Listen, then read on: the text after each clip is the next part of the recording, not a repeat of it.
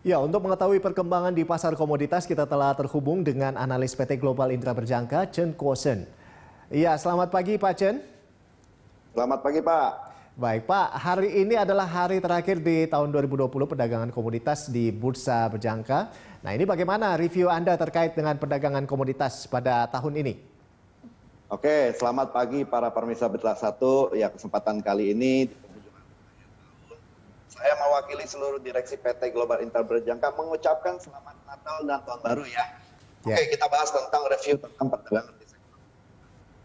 Kita lihat terutama di komoditas emas, harga emas mengalami tren kenaikan sejak bulan April yang totally disebabkan oleh pandemi virus corona. Dan berhasil break all time high di bulan Agustus tahun ini.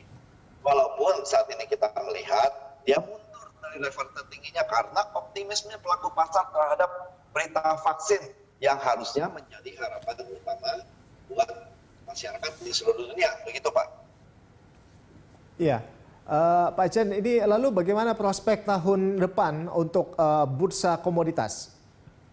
Oke, menurut pandangan saya beserta tim analis independen saya, yang kita sepakat terutama dari sisi emas, pergerakan emas masih berada di jalur uptrend. Nah, banyak pertanyaan, kok mengapa begitu? Karena yang pertama, belum ada sisi dari faktor fundamental yang mensupport komoditas emas akan mengalami penurunan tajam.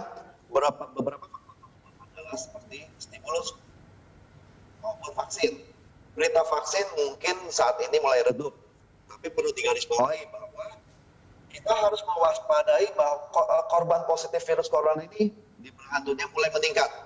Ditambah dengan jenis varian baru dari corona yang muncul dari Inggris, dan hari ini kita sudah mendapatkan laporan di Amerika sudah masuk ya.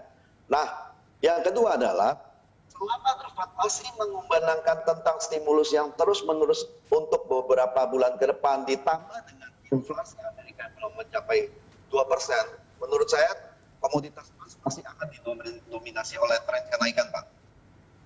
Baik. Nah, Pak Chen, harga emas tahun ini kan bergerak sangat fluktuatif ya, dipengaruhi oleh sentimen COVID-19. Nah, ini bagaimana harga emas akan bergerak di tahun 2021 nanti, Pak?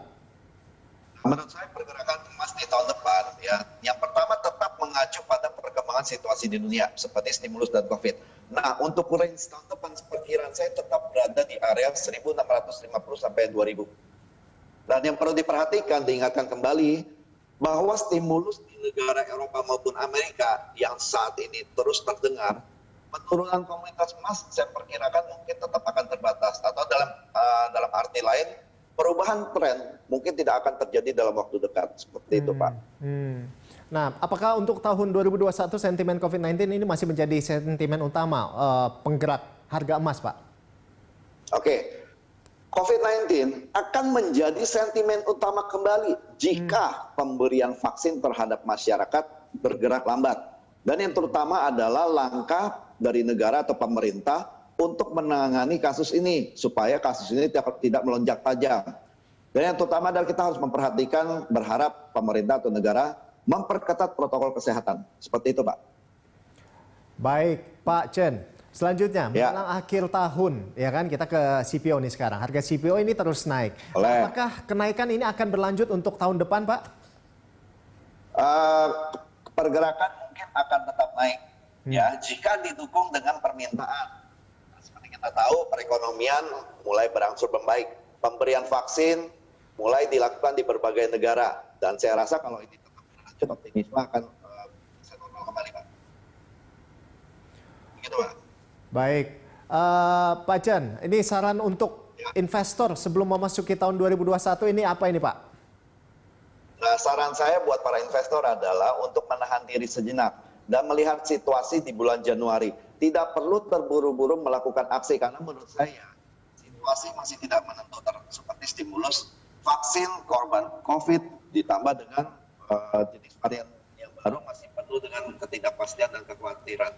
Seperti yang saya utarakan sebelumnya, jika ini tidak ditanggulangi secepatnya, maka ini bisa menjadi ancaman yang mungkin yang kedua untuk di tahun 2021, Pak. Pak, paling terakhir Pak, ada rekomendasi komoditas apa ini Pak untuk tahun depan Pak? Tahun depan saya tetap merekomendasikan emas, dan yang kedua adalah minyak.